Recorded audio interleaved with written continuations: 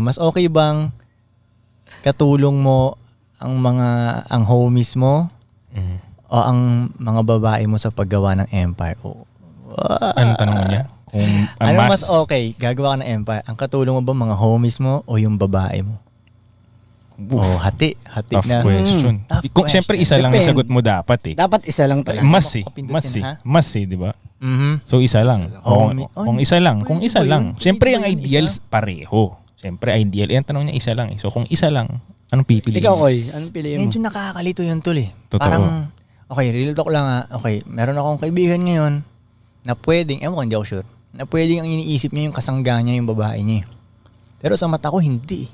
Ako ang kasangga mo talaga eh. Real talk lang sa pagbasa ko ng sitwasyon ha. Gets. Pero siguro ang iniisip niya, na hindi, yung mas kasangga ko yung babae ko. Siya yung nasa tabi ko ngayon, siya yung tumutulong sa akin sa ganito, sa ganyan. Pero pag tinitingnan ko siya sa bigger picture, sa zoom out na picture, dog, ako ang kakampi mo talaga. Sa tingin mo lang ako ang kalaban mo eh. Parang nakikita ako nga na, siyempre alam mo ang female nature eh. Alam ko naman kung yung maganda ba yung pakay ng babae o hindi, or tinatry lang mag-survive ng babae. Nai-guess mo? Pwedeng tinatry lang mag-survive ng babae. So mas pipiliin mo? Depende sa sitwasyon saan ko. Depende sa sitwasyon. Sa sitwasyon nyo ngayon? Depende sa sitwasyon. Sa sitwasyon nyo ngayon? Or pwedeng depende ba? Pwede pang depende sa empire na ginagawa mo. Sa empire mo ngayon? Isa lang dapat na sagot. Isa lang.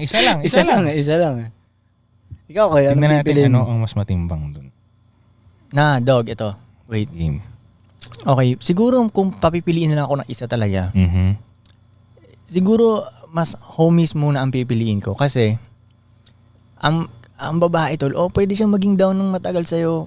Kahit yung mga babae ko tol, sabi mong down yan sila sa akin. Pero tol, ang babae, minsan pagising nila, biglang iba na sila eh. Alam mo yun, iba na yung takbo ng emotions nila. Kahit wala na explanation.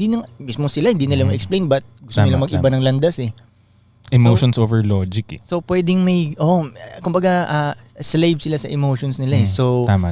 Pwedeng, kumbaga, kung tansyahan lang ng risk, pwedeng biglang mawala tong babae ng ganun-ganun lang. Hindi katulad sa ating mga lalaki.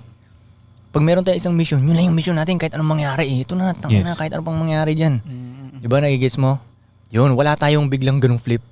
Pwedeng ganun. Depende sa lalaki ha. Yung lalaking parang babae, yung may flip yung mga yun. Bros before hoes?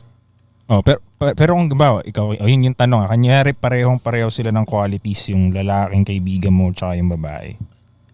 Mas less risk dun sa homies ko, sa tingin ko. Mas less risk. Ako rin. So, halimbawa, pareho sila ng qualities. Pareho sila ng pero nahirapan ako kasi sa babae naman ang naiisip ko. Pwede ko kasing, pero hindi, lalaki nga. Kasi hindi, mas igugustuhin kong ka-relationship na lang yung babae kesa maging business partner ko pa siya.